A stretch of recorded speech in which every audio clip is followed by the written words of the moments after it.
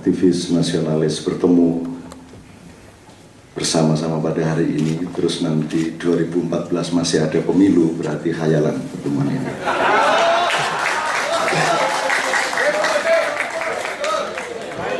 Kalau dalam waktu 1 sampai 2 tahun belum ada penjebolan konstitusi dan undang-undang yang anti rakyat dan anti nasionalisme dan kemudian kembali kepada posisi 17 Agustus 45 dalam waktu 1-2 tahun, apapun caranya, maka pertemuan ini adalah pertemuan takhayul. Saya mohon maaf atas, jadi gini, saya mohon maaf sama mas-mas yang ya babak kedua, karena saya tadi kemarin itu di Pancor di Lombok Timur, ya biasalah ketemu orang kecil di sana 3-4 ribu siang malam, terus nanti malam saya harus di Gor Mataram, jadi mau nggak mau saya belum punya kewenangan untuk menunda flight Garuda, sehingga saya harus cepet-cepet setelah jam 12 ini lari ke bandara, jadi saya mohon maaf. Juga karena waktu saya sangat sempit, oleh panitia saya dibatasi paling lama 10-15 menit, maka saya datang ke sini ini membawa teks yang bahasanya bukan bahasa aktivis tapi bahasa orang biasa sehari-hari, jadi agak kurang, ya bahasanya Ivan waktu di Berlin lah. Pertama, negara itu gunanya supaya 3 hal pada manusia dan rakyatnya itu aman. Jadi pemerintah itu dibayar untuk mengamankan 3 hal. 1, nyawanya. Nomor 2, martabatnya. Nomor 3, harta bendanya. Di luar 3 itu nggak ada apa-apa. Nah sekarang kalau mau revolusi, ini mau ambil sebab yang mana ini? Banyak nyawa hilang, apa martabat hancur lebur, apa karena harta benda terlalu banyak dicuri? Ketiga-tiganya. Tapi ini masing-masing akan memberi output yang berbeda pada skala prioritas dan akurasi strategisnya agak berbeda. Kalau pertimbangannya harta benda, ya seperti reformasi saja, bilang sama Soeharto, ini jangan nyuri sendirian, saya juga pengen nyuri. Maka sekarang menjadi Soeharto semua, seluruh Indonesia. Nah, jadi yang mana? Mau martabat? Kalau soal martabat, ayo. Karena kita sudah tidak punya martabat. Kita sudah mengalami peristiwa-peristiwa pemerintahan yang sangat menghina martabat manusia, sangat menghina akal sehat, sangat menghina. Gunanya sekolahan itu supaya jelas dia kerjaannya nanti, kan gitu kan? Kalau dia sekolah ekonomi, dia ntar ngurusin ekonomi. Kalau dia sekolah peternakan, ntar ngurusin kambing dan ternak-ternak. Kalau sekolahnya IT, jangan ngurusin olahraga. Nah terus gunanya universitas apa? Nah, dulu Gus Dur yang merintis ini, ASHK, ahli fikih, ngurusin teknologi. Nah itu kalau Gus Dur enggak apa-apa karena dia wali ke-10. Nah, tapi kalau SBY kan bukan wali, dia kan hanya orang yang ingin melindungi supaya Hambalang tidak melebar-lebar ke dalamnya. Maka ditaruhlah Rai Gedek itu di. Memang saya sudah bilang bahasa sehari-hari ya, saya baca aja daripada saya, karena tiap hari saya ngomong sama orang biasa, jadi kalau sama aktivis saya mending saya kasih pointers. Yang pertama, judulnya 6 Jalan Revolusi. Aslinya 5, cuman di sini terus terpikir ada 1 lagi. Pertama saya ingin ngomong buku ini dulu, ngomong merajut kembali Nusantara. Saya usul, ini Nusantara pada skala waktu yang mana? Nusantara sejak Angkatan 28, Nusantara sejak Demak Mataram, atau sejak Mojopahit, atau sejak Sriwijaya, atau Ratu Sima, atau yang mana? Kan gitu, atau Nusantara Plus Nusantara berapa, volume berapa? Jadi kalau mau ngomong merajut kembali Nusantara, harus diperjelas dulu melalui penelitian yang objektif, diskusi para expert, maupun diskusi publik untuk memastikan bangsa Indonesia ini satu. Harus dipastikan kita ini bangsa Garuda ataukah bangsa Emprit. 2, apakah kita ini bangsa besar ataukah bangsa kerdil. Yang jelas, Sebab kebangkitan orang besar berbeda dengan kebangkitan orang kerdil. Kebangkitan ayam berbeda dengan kebangkitan burung. Kalau kamu tidak tahu kamu ayam atau burung, bagaimana caramu bangkit? Sudah jelas kamu ayam mau terbang-terbang. Kan begitu kan? Kamu cacing mau menerkam-nerkam, kan begitu. Jadi orang Indonesia kehilangan dirinya dan tidak pernah mencari siapa dirinya. Jadi kalau mau merajut Nusantara kembali, harus ada penelitian yang cukup panjang dan ada diskusi di semua lapisan. Nomor 3, kita ini bangsa merdeka ataukah bangsa jajahan? Amerika itu penjajah ataukah tangan panjang penjajah? Ada 3 tipu daya dunia, 3 tahap sejak lahirnya Isa. Tahap pertama, tidak terima Nabi Musa kok disaingin sama anak ajaib. Kalah populer Nabi Musa. Ini kan bayi tidak punya bapak bisa ngomong. Kan Nabi Musa kan paling cuma belah laut, itu pun kalau disuruh baleni sorenya tidak terbelah lautnya. Karena yang sakti Tuhan, bukan tongkatnya dan bukan Musa lah. Jadi dia kalah hebat sama Nabi Isa. Akhirnya cemburu lah ini anak buahnya Musa. Terus akhirnya bikin rekayasa, memfitnah segala macam, berpuncak pada penyaliban Yesus Kristus. 37 tahun kemudian dibikin rapat setelah kenaikan Isa. Soalnya, loh, setelah saya salib kok malah lebih populer. Kalah ini Musa. Oh, kan memang begitu hukum alam. Setelah video porno malah jadi hit. Noah. Kalau ingin jadi kiai dicium tangannya, zina dulu banyak-banyak, terus insaf jadi kiai baru populer. Gunanya Islam di muka bumi ini adalah khusus untuk para koruptor, begitu tertangkap pakai peci dan jilbab. Dan begitu diadili pakai tasbih, bunyinya asu.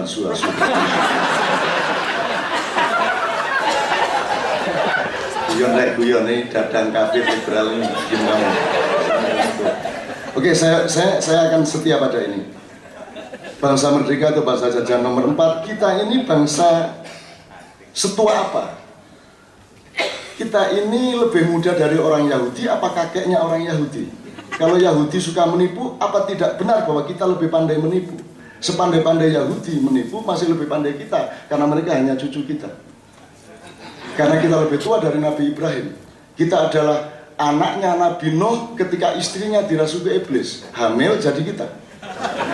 Maka kelakuan kita campuran malaikat dengan iblis. Ini kalau tidak percaya silakan selidiki. Kamu tidak akan punya bahan, hanya aku yang punya bahan.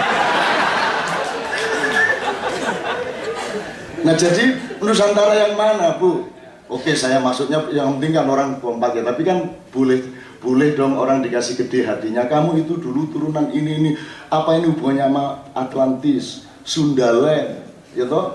Sundawiwitan, Inkamaya. Ataukah bangsa Indonesia, bangsa Nusantara adalah hibrida gagal produk? Jadi ini campuran makhluk bermacam-macam yang agak kurang sempurna produksinya. Akhirnya gini, milih presiden dilihat gantengnya, gitu ya. Semua menteri juga manis-manis, ganteng-ganteng. Dan banyak parameter lain. Saya baca aja, saya berkepanjangan kalau gini. Apakah bangsa Nusantara hari ini terserah siapapun asal-usulnya, terserah dia bangsa besar atau tidak? Tidak peduli dia turunan tekek, apa turunan Nabi Adam, apa turunan Homo sapien, Homo erectus, atau Homo seksual. Apakah mereka sanggup berevolusi? Kalau melihat kondisi objektif NKRI hari ini, 1, dilihat kinerja pemerintah dan mental pejabatnya. 2, filosofi kebangsaan dan konstitusi kenegaraannya. Nomor 3, semakin terkikisnya martabat dan harga diri bangsa dan manusia Indonesia. Nomor 4, tidak berlakunya akal sehat politik dan rendahnya moral pengelolaan negara yang sampai ke tingkat serendah-rendahnya. Kalau kata Tuhan, ulaika kal an'am bal hum adall. Nah, sebagai kiai sedikit-sedikit saya keluarkan. Ulaika kal an'am artinya mereka sudah seperti hewan, bahkan lebih hina daripada itu. Nomor 5, berdasarkan terlalu banyaknya harta benda rakyat dan negara yang dirampok oleh kekuatan asing serta dimalingi oleh pengurus-pengurusnya sendiri, maka urgensi revolusi 100%.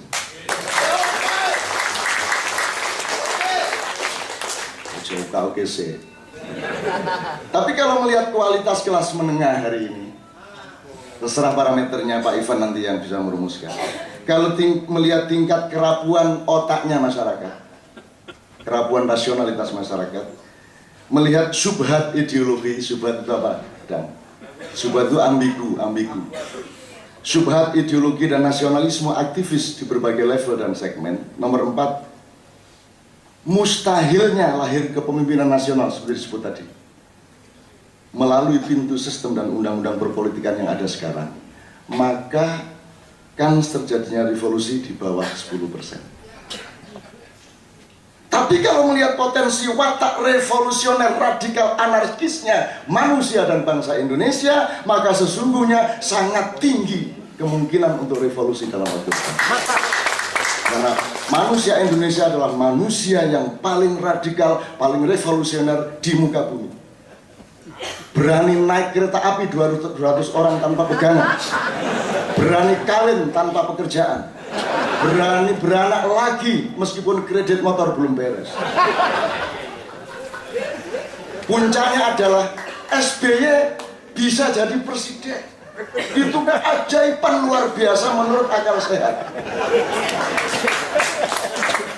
Tapi tangguhnya kehidupan rakyat, ngawurnya para pemimpin, ribu-ribu perilaku nekat dalam berbagai bentuk, bidang dan ranah nilai menunjukkan bangsa Indonesia selalu siap untuk membiarkan kebobrokan. Kan revolusioner namanya ini. Mestinya kalau orang kesakitan kan marahin enggak, karena dia mampu revolusi atas dirinya. Rawo polor, harap nopo. Silahkan menindas, saya nggak akan apa-apa. Kalau revolusioner. Ayo Belanda datang lagi, daripada yang nindas SBY mending kamu sekalian. Belanda ayo sini, campur Arab, campur Amerika. Rakyat selalu siap untuk kehilangan negara. Jangan dipikir kalau negara Indonesia bubar tahun 2015 katanya akan jadi 17 negara bagian terus rakyatnya sedih. Enggak. Rakyat Indonesia tuh enggak peduli ada negara atau tidak.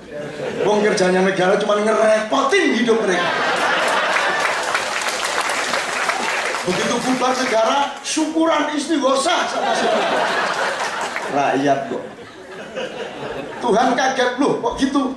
Saya salah bikin ini bahasa Indonesia. Dulu Gus Dur yang Tuhan bingung, saya dulu bikinnya nggak gitu loh. Sekarang saya Indonesia, Tuhan bingung loh, aku dulu bikinnya nggak gini. Ini mesti ada subversi iblis gitu. Akhirnya Tuhan nyari iblis nggak ketemu sampai hari ini, padahal di Cikeas ya.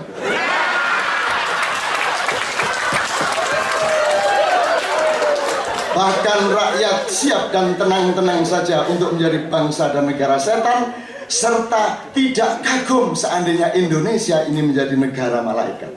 Karena orang Indonesia bisa menjadi setan, sedetik kemudian bisa menjadi malaikat. Jadi kalau Bang Hariman mau revolusi, rakyat siap. Nah, ini nanti halaman berikutnya soal Hariman.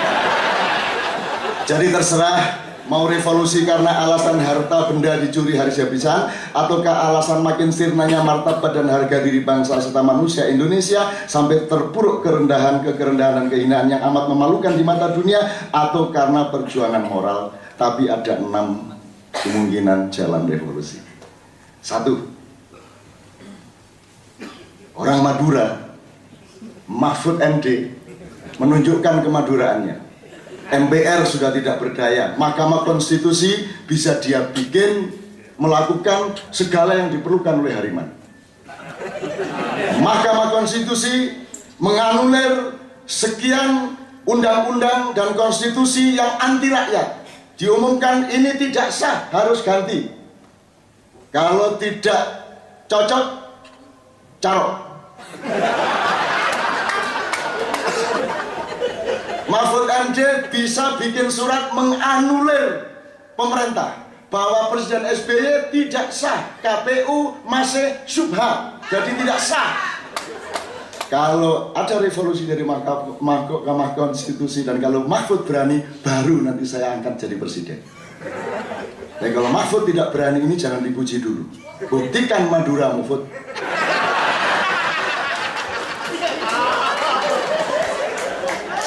Orang Madura itu ijazahnya palsu saja dia bisa pertahankan terhadap KPK. Kalau ijazah saya ada palsu, kata si bupati, saya jadi gubernur. Tuhan saja dilawan sama orang Madura. Tuhan memberi terbakar rumah gara-gara dia rakus waktu jadi nelayan. Terus dia bilang sama Tuhan, Tuhan, masalah laut kenapa dibawa-bawa ke darat?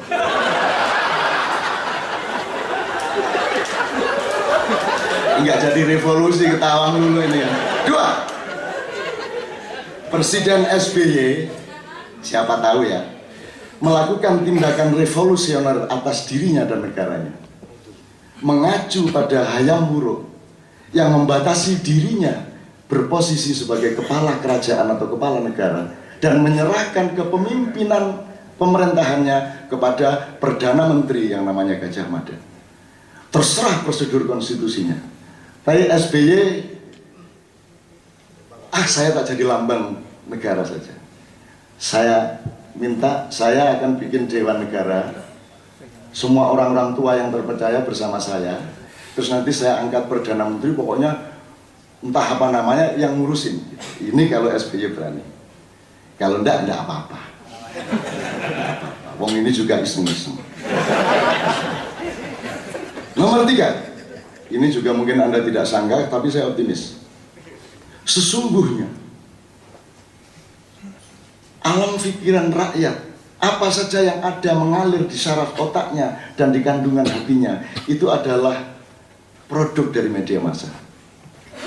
Jadi sesungguhnya alat produksi sejarah yang yang primer, alat produksi sejarah yang primer itu terletak di genggaman tangan media massa. Jadi media massa punya potensi sangat besar untuk bikin revolusi. Kalau di langit ada lauhil mahfud, di bumi ada media massa. Maka rakyat bisa menyerahkan nasibnya kepada Yakub Utama, kepada Gunawan Muhammad, kepada Surya Paloh, kepada Haritanu, kepada Dahlan Iskan, kepada Hilang alias Ica, dan lain-lain, untuk segera direvolusi seradikal mungkin menuju Indonesia baru yang adil dan makmur serta disukai oleh Tuhan. Nah, ini juga khayal, lagi siapa tahu bisa gitu. Yang beneran ini nanti nomor 6. Nomor 4, pengumpulan tanda tangan sebanyak mungkin se-Indonesia mosi tidak percaya kepada undang-undang ini, kepada DPR ini, kepada pemerintah ini, dan pokoknya kita kumpulin sebanyak-banyaknya. Nanti pada waktu pemilu tidak ada keabsahan secara kuota untuk mengadakan pemilu dan seterusnya. Ini Bang Hariman yang satu-satunya bisa menjalankan. Pintu revolusi yang kelima adalah santet massal atau bunuh diri nasional.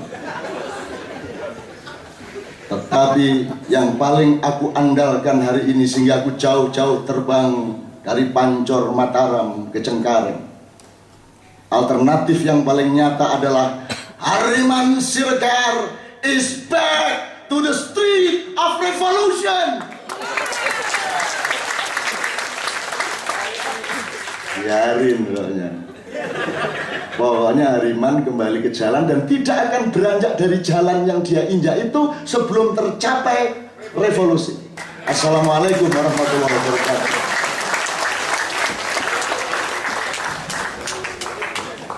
Terima kasih Cak Nun. Tidak ada komentar lain saya kira kecuali luar biasa memang Cak Nun ini kalau berorasi. Silakan selanjutnya kita lanjutkan kembali paparan ini dengan Bang Marwan Batubara yang akan bicara.